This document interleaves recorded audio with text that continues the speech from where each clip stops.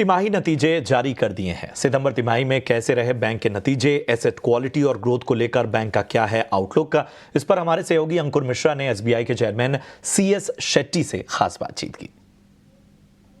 SBI के नतीजे पर हमारे साथ बातचीत के लिए हैं चेयरमैन CS शेट्टी जी।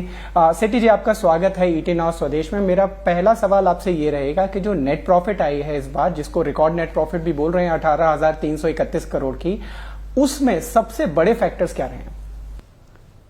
धन्यवाद Ankur for having me on your show. ये जो प्रॉफिट का कंपोनेंट्स देखते हैं, ये सही है कि अदर इनकम डेफिनेटली हेल्प किया है to achieve this profitability level. Other income का 3 मेजर कंपोनेंट्स होते हैं generally. One is of course loan processing charges, दूसरा है ये जो ट्रेडिंग गेन्स और treasury gains what we call, and तीसरा ये रिटर्न ऑफ अकाउंट्स में जो रिकवरी होती है। We have had a robust recovery. Return of account में हमारा रिकवरी एफर्ट फ्रूटफुल रहा है, and we have a run rate of almost 2,300 crores this quarter, and we will hopefully continue that. So this other income component, जो write off return of accounts में जो recovery हो रहा है, वो continue करेगा। ट्रेडिंग गेन्स में 2 components हैं। एक है trading profits. Trading profit is a function of yield movement, and we were able to take advantage of that yield movement. And दूसरा MTM gains. MTM gains also is a function of yield movement.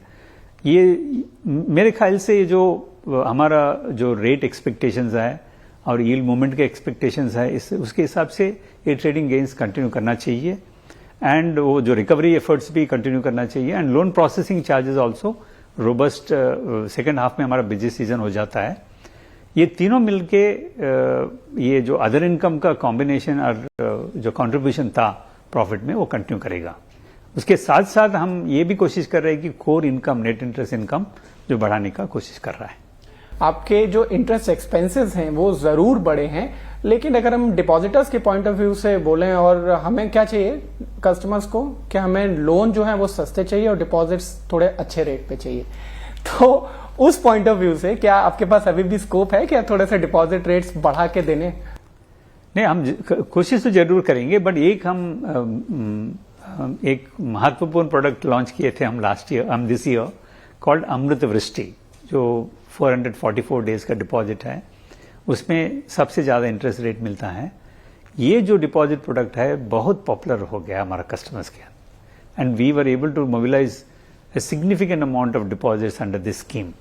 So that scheme will continue for some more time, and definitely up to 31st March 25, whatever happens on the rate cut, वो जो rate देना चाहते हैं हमारे depositors को, हमारा 22,000 जो branches है उसमें जो 50 करोड़ का कस्टमर्स हैं, उनको जो भी इंटरेस्ट रेट कंपेंसेशन देना चाहते हैं वो कंटिन्यू करना चाहते हैं हम।